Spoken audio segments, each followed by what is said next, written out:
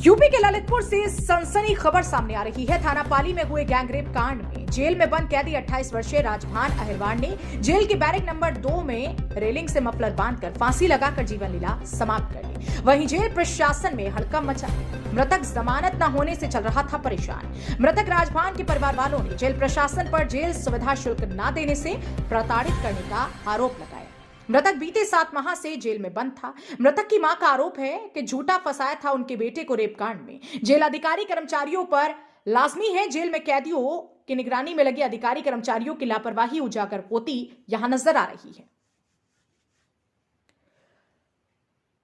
ललितपुर से सूरज सिंह राजपूत की रिपोर्ट।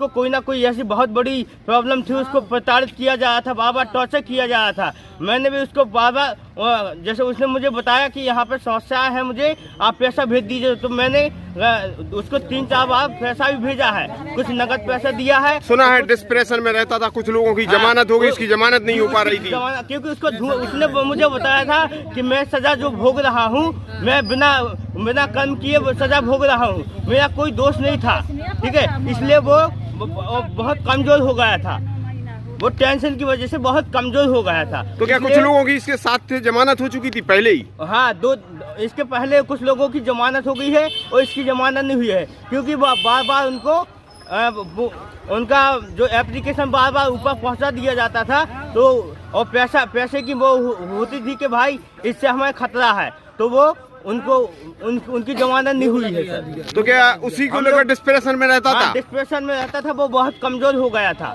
और वो यही बात बोलता था कि मैं बिना कर्म किए, हमने कर्म नहीं किया है और इसके मैं सजा बेफजल की सजा भोग रहा हूँ यहाँ जेल के अंदर। मृतक जो बंद था जेल में, ये कौन था आपका?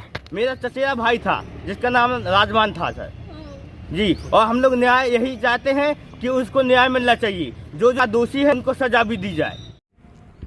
राजभान अहिरवार पुत्र दयाली अहिरवार ये विचाराधीन बंदी था, जो कि पाली कांड में, दुष्कर्म कांड में विगत 8 महीने से इस कारागार में बंद है। और बंदी के द्वारा शुरुआती दौर में प्राय जब हम आए तो उसमें ये व्यक्त किया जा रहा था कि कुछ बंदी इसमें निर्दोष हैं, जिसमें राजभान अहिरवार भी था। और ये जब इसकी जमानत नहीं हुई तो ये बार बार यही कहता था कि फर्जी फंसाया गया है और हमारी जमानत भी नहीं हुई है, इसलिए इसको थोड़ा मानसिक रूप से यह अवसाद में रहने लगा। और उसके बाद इसने आज जब मैं मुख्यालय से मीटिंग के दौरान आया तो मुझे सुबह पता चला करीब 7-7:15 बजे।